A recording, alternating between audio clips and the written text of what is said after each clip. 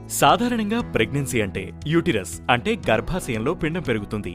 అలా కాకుండా fallopian tube లాంటి ఇతర ప్రదేశాల్లో పిండం పెరిగితే దాన్ని ఎక్టోపిక్ ప్రెగ్నెన్సీ అంటారు. ఈ ఎక్టోపిక్ ప్రెగ్నెన్సీ వల్ల మహిళ ప్రాణానికే ప్రమాదం ఉంటుంది. ఎందుకంటే ఫెలోపియన్ ట్యూబ్ లో పిండం పెరగలేకపోవడం వల్ల ఆ ట్యూబ్ చీలిపోయే ప్రమాదం ఉంటుంది. దీనివల్ల ఇంటర్నల్ బ్లీడింగ్ జరుగుతుంది.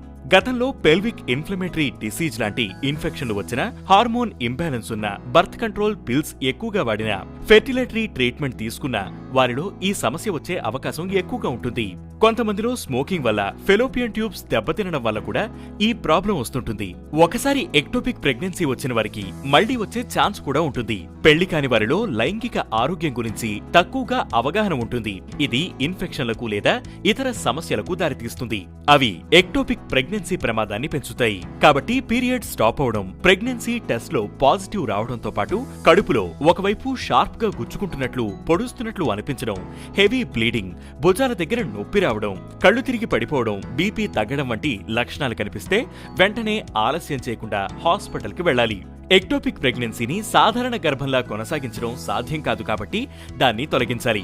గర్భం చిన్నగా ఉంటే మెడిసిన్స్ తో దాన్ని తొలగిస్తారు. గర్భం పెద్దగా ఉండి ట్యూబ్ పగిలే ప్రమాదం ఉంటే సర్జరీ చేసి గర్భాన్ని తొలగిస్తారు. ఈ ఎక్టోపిక్ ప్రెగ్నెన్సీ తర్వాత కూడా సాధారణ ప్రెగ్నెన్సీ కూడా పొందవచ్చు.